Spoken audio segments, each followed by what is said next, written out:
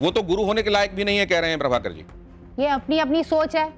अब गुरु कौन होता है? अगर हमारी किसी पे श्रद्धा है, हमारे माता पिता भी गुरु हैं, वो भगवान स्वरूप है, वो हमें धरती पे लेके आए हैं, और मेरी आस्था अगर किसी में है, मैं किसी को गुरु मानती हूँ तो उसको मैं भगवान भी मानती हूँ। जैसे कि ये बोल रहे कि उनको मीट खिलाया और मुसलमान बनाया, किस ब्राह्मण को मुसलमान बनाया? उस व्यक्ति का नाम अध्याय 18-19 के अनुसार कहते थे, मैं हमेशा इस मस्जिद में बैठकर ही सच बोलूंगा। अध्याय 4, 5, 7, 10, 13, 18, 19, 23, 29 और 33 के अनुसार उन्होंने सदैव अल्लाह मालिक का ही उच्चारण किया। ठीक है। अध्याय 13 के अनुसार साईं कहते कोई कितना भी दुखी क्यों ना हो, जैसे इस मस्जिद की सीढ़ियों पर पैर रखेगा वो सुखी हो जाएगा। अध्याय 22 में कहते हैं ये मस्जिद परम दयालु है और सबकी ये रक्षा करती है। अध्याय 23 में कहते थे कि मैं हमेशा मस्जिद में रहूंगा और मस्जिद के द्वार सबके लिए खुले हैं। और वो जो मस्जिद थी सर, उसका पहले नाम था मारुति मंदिर, जिसको साईं बाबा ने मस्जिद में कन्वर्ट कर दिया।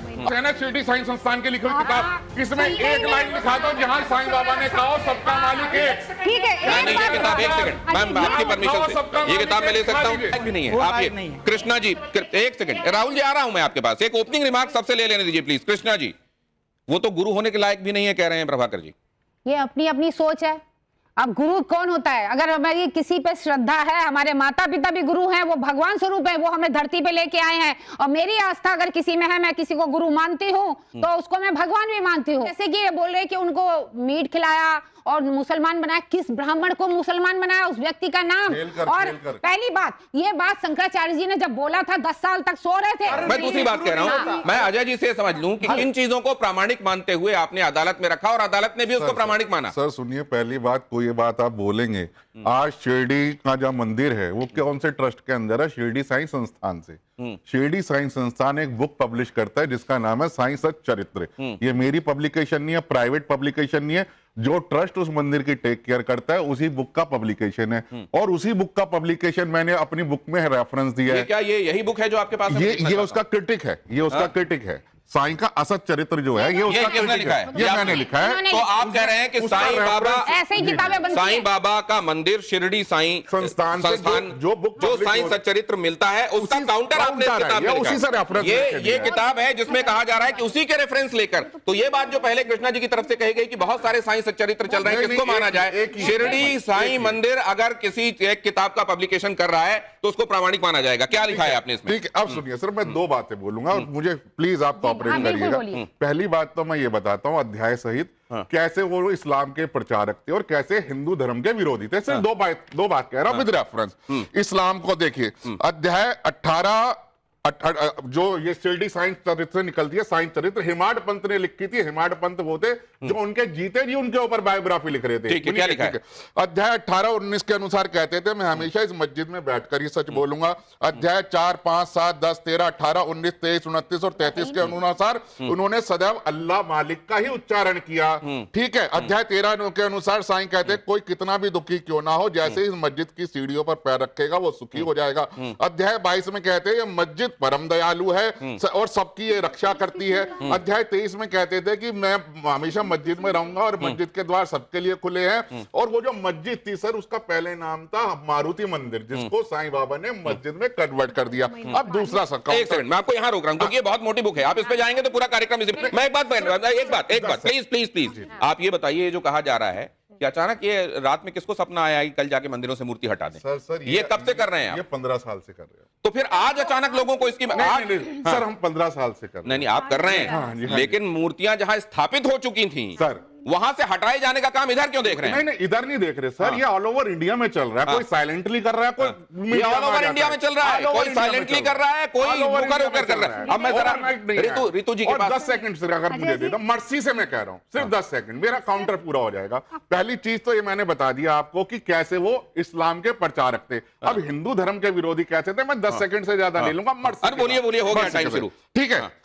ओम, उन्होंने ना कभी राम का नाम लिया ना कभी उसका पाठ किया। अध्याय 28 के अनुसार, प्लीज अलाउ मी, देखिए 10 सेकंड उनको बोल लेने दीजिए, आपके पास आ रहा हूं, आपके पास आ रहा हूं, आप नोट कर लीजिए, आप अपनी बात कहिए, बात कर लीजिए। अध्याय 28 के अनुसार कहते थे गंगा स्नान तो झंझट है, मुझे इससे दूर रहने दो, मैं तो इस्लामी फकीर हूं। अध्याय 32 के अनुसार कभी ना उपवास किया ना करने दिया। अध्याय 38 के अनुसार एकादशी के दिन वहां के ब्राह्मण केलकर को कहा जाके मांस खरीद कर लेकर आओ, और जबरदस्ती पूछा कि ये बिरयानी कैसी बनी है, इसका हट धर्मिता छोड़ो और इसको चखो, और जबरदस्ती एकादशी के दिन ब्राह्मण के मुंह में मांस डाल दिया। ये सर आपका 1 मिनट से ज्यादा हो गया। अब मैं नहीं, एक सेकंड सर, आप ये कहने के लिए जाते हैं रितु जी के पास पहले। नहीं रितु, सबसे बड़ा भ्रम गौतम साहब, सबसे बड़ा भ्रम जिसमें हमारे प्रधानमंत्री भी आ गए थे, हमारे प्रधानमंत्री भी आ गए थे। इनके पास है ना शिरडी साईं संस्थान की लिखी हुई किताब, इसमें एक लाइन लिखा दो जहां साईं बाबा ने कहा सबका मालिक एक। ठीक है, नहीं ये किताब, एक सेकंड मैम आपकी परमिशन से ये किताब मैं ले सकता हूँ, श्री साईं सच्चरित्र साईं बाबा संस्थान शिरडी, इसमें वो जगह आप अंडरलाइन करके दीजिए तब तक मैं जब तक रितु जी के पास जा रहा हूँ। एक सेकंड रितु जी, देखिए नहीं रितु जी ये बताइए, आप मेरी एक बात बताइए, आपने अभी इतनी सारी बातें की, एक तो जो आप कहानी पढ़ रहे हैं उस किताब का लेखक कौन है, उसकी ऑथेंटिसिटी क्या है, दूसरी बात सुनिए, आप सनातन के बहुत ज्यादा समर्थक, अजय जी सुनिए तो, पब्लिश करी है, नहीं सुनिए स्टिकर लगा है शिरडी साईं संस्थान का, ले आइए मैंने अंडरलाइन कर देता हूं, ले आइए शिरडी साईं संस्थान। नहीं एक सेकंड, इसमें अगर आप देखेंगे तो यहाँ देखिए लिखा है श्री साईं बाबा संस्थान शिरडी। सर मैं क्या कह रहा हूँ, उसमें जो वहां से बंद किया उसमें स्टिकर लोगोग्राम, उसका लोगो लगा रहता है, होलोग्राम जो होता है, तो ये भी तो यही लिखा है श्री साईं बाबा संस्थान शिरडी। कह रहा हूं सर उसका होलोग्राम रहता है बकायदा, कि उन्हीं की है, अदरवाइज वो डुप्लीकेट। तो ये जो आपका है ये डुप्लीकेट बताया जा रहा है। ये इनकी अपनी सोच है, देखिए 5 किताबें लेके आए, जैसे रितु जी से बात कर रहा था मैं, गलत है ना, बात तो सर पूरी सुनिए। मुझे 30 मिनट में इतने सारे अंडरलाइन कर दूं क्या सर? मैं तो कह रहा हूं आप पहले उनकी बात सुनिए, आप बीच में बोलने लग रहे हैं। यहाँ पे सनातन के समर्थक ही है ना, सनातन में बताइए कहाँ लिखा है, हमारे अभिमुक्तेश्वराचार्य जो शंकराचार्य हैं, अभी जब राम जी की प्राण प्रतिष्ठा की मुद्दा हो रहा था, हम सब थे डिबेट में, उन्होंने कहा कि जिस मूर्ति की 3 महीने तक आप पूजा कर लेते हैं वो प्राण प्रतिष्ठित हो जाती है। ये हमारे शंकराचार्य जी जो हिंदू धर्म के स्तंभ है, ठीक है, नहीं कुछ भी नहीं, आप वीडियो आप निकलवा लीजिए ना, प्रतिष्ठा करोगे, कौन से शास्त्र में साईं का मंत्र बताइए ना, कौन से वेद, कौन से उपनिषद, कौन से पुराण में साईं का मंत्र बताइए, पहले आप पूरी बात सुनिए, बताइए तो सही ना। मन घड़ित है क्या, कपोल कल्पना है क्या, सनातन धर्म मजाक है क्या? प्राण प्रतिष्ठित मूर्तियों को जो सनातन धर्म में मेरी बात सुनिए, भगवान शिव का मंत्र है ना सर, तो साईं का भी तो मंत्र किसी वेद पुराण में होगा, पूछ लो कौन से वेद पुराण में साईं का मंत्र है। चलिए तब तो बताऊंगी, वेदों पुराणों में कहाँ उद्धृत है, शास्त्रों में कहाँ लिखा हुआ है साईं बाबा के संदर्भ में बताइए। साईं का मंत्र कौन से मंत्र से मूर्ति की प्रतिष्ठा हुई है पूछिए। यहाँ पर सिर्फ मूर्तियों को फेंकने की बात हो रही है, हम भी कहते हैं कि वो गुरु हैं, भगवान नहीं है, और अभी आप आगे से उसको अप्लाई करिए ना, मूर्तियां मत स्थापित कीजिए। अगर मान लीजिए शास्त्र सम्मत नहीं है, ये गलत है, तो क्या उन लोगों को जिम्मेदार मानकर उनके ऊपर कार्रवाई किया जाना चाहिए जिन्होंने मंदिरों में साईं बाबा की मूर्ति को स्थापित किया, इतने दिनों तक पूजा होने दी? देखिए बात 2 चीजें हैं, एक धर्म और एक आस्था। धर्म जो है वो सिद्धांत के ऊपर आधारित है, वो ज्ञान के ऊपर आधारित है, वो विवेकशीलता के ऊपर आधारित है, उसके एक नियम कानून है। शास्त्र संवत मेरे को मैडम बोल रही है कि मूर्तियों की प्राण प्रतिष्ठा हो गई, आप क्यों हटा रहे हैं? सबसे पहली बात, जो मंदिर को संज्ञा दी गई है, देवालय की संज्ञा दी गई है। देवालय का अर्थ है देवताओं का घर, देवताओं का रहने का स्थान, मानव का स्थान नहीं है, वो मानवालय नहीं है, देवालय है। देवता 33 कोटि देवी देवता जो हमारे शास्त्रों में उल्लेख है, जो हमारे पुराणों में उल्लेख है, उनकी प्राण प्रतिष्ठा होती है। मूर्ति तो मैं किसी को भी गुरु मान लूं, मेरे 10 गुरु हो सकते हैं, था ही नहीं। तो नहीं, सवाल नहीं, मैं आ रही हूँ आपके सवाल पे भी आ रही हूँ, आपके सवाल पे भी आ रही हूँ। उसमें पृष्ठभूमि की कोई आवश्यकता नहीं है, उसमें पृष्ठभूमि की कोई आवश्यकता नहीं। आप सीधे ये बताइए कि किसने मंदिर में स्थापित होने दी मूर्ति? क्योंकि भेड़चाल चली। मैं आपको बताऊं, ये पूरा सनातन धर्म के मानने वाले भेड़चाल में चलते हैं। बिल्कुल, आप देखिए किस प्रकार से आप कह रही हैं सनातन धर्म के मानने वाले भेड़चाल में चलते हैं। सनातन धर्म के मानने वाले नहीं, सनातन धर्म को व्यवसायीकरण मानने वाले इस भेड़चाल को व्यवसाय में। तो आप कैसे अंतर करेंगे कि कौन सनातन धर्म को मानने वाला है, कौन व्यवसायी है? साईं बाबा जी का प्रचार कहां से हुआ? बॉलीवुड से। वो मुझे बात रखते रितु जी से, आप सबसे प्रार्थना करूंगी शिष्टाचार डिबेट कर रखिए, सामने तक बात नहीं जाती है। साईं बाबा कहां से अस्तित्व में आए? एक अमर अकबर एंथनी नाम की पिक्चर आई, मेरे साईं बाबा, वहां से प्रचार प्रसार हुआ। क्या इसी बॉलीवुड ने जय संतोषी मां फिल्म नहीं बनाई?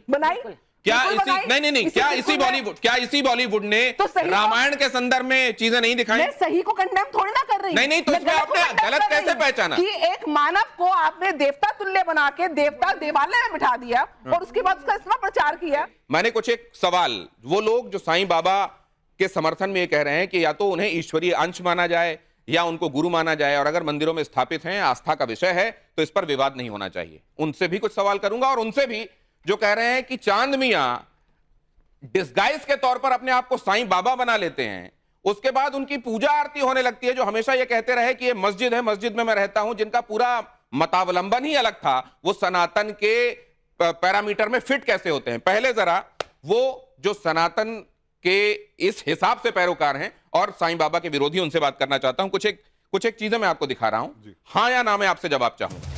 धर्म संकट का पहला सवाल, क्या मूर्ति हटाएंगे तभी सनातन धर्म को बचा पाएंगे? जी बिल्कुल सही है, मूर्ति हटेंगी तभी सनातन धर्म के मंदिरों का स्वच्छ भारत अभियान की तरह स्वच्छ धर्म अभियान शुरू होगा और प्रारंभ होगा। तो आप कह रहे हैं सफाई हो रही है, सफाई हो रही है। अच्छा चलिए, दूसरा सवाल क्या है धर्म संकट में? साईं बाबा का जो विरोध कर रहे हैं, जो चाहते हैं कि मूर्तियां मंदिरों में ना रहें सनातन के, क्या साईं के अपमान में ही सनातन का सम्मान है? अपने धर्म का सम्मान कर रहे हैं हम, दूसरे का अपमान नहीं कर रहे। लेकिन उन्हीं लोगों ने जो धर्म को मानने वाले हैं, उन्हीं ने तो वहां पर मूर्तियां बिठाई ना। 1995 से पहले शनि और साईं की मूर्तियां इस देश में कितनी थी आप गणना कर लीजिए, और आज कितनी है वो कर लीजिए। मैं वो नहीं कह रहा। 20 साल में ये मैं कह रहा हूं समस्या बढ़ी। मैं कह रहा हूं कि बांग्लादेश से या पाकिस्तान से आके लोगों ने तो नहीं बिठा दी ना मूर्तियां। चलिए अगला सवाल देखते हैं। अगला सवाल क्या है जरा वो भी देख लीजिए। ये बात सच है कि पर्चे बटे हैं, ये बात सच है कि मंदिरों की तादाद इन के संदर्भ में बाद में बढ़ी है, लेकिन उसके लिए जिम्मेदार कौन है? क्या विवाद का मेन मुद्दा चढ़ावा है? नहीं, बिल्कुल चढ़ावा नहीं है, बिल्कुल चढ़ावा नहीं। हम चाहते हैं चढ़ावा हमें बिल्कुल ही नहीं चाहिए। मैं एक तथ्य आपको बता देता हूं, बिल्कुल इस देश में तीसरा तिरुपति के मंदिर और माता वैष्णो देवी मंदिर के साथ साथ जिसका बड़े चढ़ावे के तौर पर जहां गिनती होती है वो शिरडी साईं बाबा मंदिर है। बिल्कुल चढ़ावे का कोई मतलब नहीं है, हमें अपने धर्म की रक्षा, सुरक्षा और प्रतिरक्षा करने का पूरा। अगला सवाल, ये विवाद जो है वो चढ़ावे से जुड़ा हुआ नहीं है। क्या साईं के नाम पर सनातन को बांटने की कोशिश हो रही है? नहीं, सनातन को एकत्र करने की कोशिश। साईं के नाम पर सनातन को बांटने की कोशिश नहीं, वो कह रहे हैं एकत्र करने की कोशिश की जा रही है। सबका मालिक एक को किसने ओम साईं नाथाय नमः किया? ये भी बाहर से आए हुए थे, मैं षड्यंत्र पूरी जिम्मेदारी में आपके तमाम दर्शकों के सामने हाथ जोड़ के कहता हूं, मुझे इनके पास किताब है शिरडी साई संस्थान से लिखी हुई, इसमें एक जगह दिखा दीजिए जहां साईं ने ये कहा सबका मालिक एक। मैं हाथ जोड़ के नाक रगड़ के माफी मांगूंगा, दिखा दीजिए। शंकराचार्य जी इस देश में वो उनकी कही हुई बात को शास्त्रों के आधार पर, धर्म के आधार पर प्रामाणिक मानते हुए हम सब चलते हैं। जी, क्या कहा है शंकर? सबसे पहले स्वरूपानंद जी ने इस मुद्दे को उठाया था। जी जी। अब विमुक्तेश्वरानंद जी अब उसके बारे में क्या कह रहे हैं जरा वो भी देख लें और फिर काउंटर लेता हूं मैं। आप लोग तैयार रहिएगा। के द्वारा छापी गई ये पुस्तक साईं सच्चरित्र है। ये हमारे सामने, हमारे हाथ में आपको दिखाई दे रही होगी। और श्री साईं बाबा संस्थान विश्वस्त व्यवस्था शिरडी, जो साईं बाबा ट्रस्ट है, उसी ट्रस्ट के द्वारा छापी गई ये पुस्तक है। प्रामाणिक उन्हीं के द्वारा, हम लोगों ने नहीं छापा है। तो ये पुस्तक हम लोगों ने देखी और इस पुस्तक में ये कहा गया है, और साईं बाबा के लोग इस पुस्तक से इतर भी जगह जगह पर इस बात का प्रचार करते हैं कि साईं बाबा ही परब्रह्म परमात्मा हैं। ये बाइट एक बार फिर से प्ले करेंगे और इस बार इसको म्यूट रखिएगा। केवल मैं वो किताब दिखाना चाहता हूं।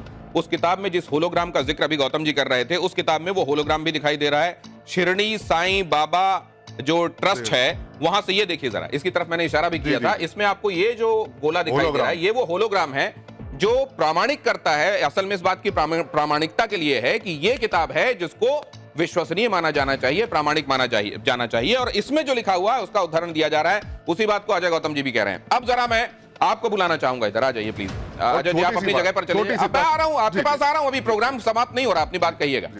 ये तमाम बातें आपने देख ली हैं, जो टिप्पणी की गई हैं वो भी आपने देखी। सनातन धर्म के खिलाफ साजिश है क्या जिसके तहत ये हुआ है? बिल्कुल कहीं से भी सनातन के खिलाफ साजिश नहीं है। अब आते हैं उनका जो सूत्र वाक्य है, सबका मालिक एक, अल्लाह मालिक। चलिए मैं मान लेता हूं, मैं अभी इस डिबेट में भी नहीं जा रहा कि सबका मालिक एक, अल्लाह मालिक, तमाम जो इसका मूल मंत्र क्या है कि अंतिम ईश्वरीय तत्व एक है। और हमारे जो आदि शंकराचार्य हैं, उन्होंने वेदांत दर्शन जो दिया, जो सनातन के सबसे सर्वश्रेष्ठ जो व्याख्या हम लोग मानते हैं, उसमें क्या है कि ब्रह्म जो है कि वो एक है। सर्वम खदु इलम ब्रह्म, कि ब्रह्म ही हम और आप सब कुछ ब्रह्म की जो है कि प्रस्तुति है, हम लोग उसी का प्रसार है सब कुछ। वही एकमात्र संदेश वो भी दे रहे हैं, ये भी दे रहे हैं।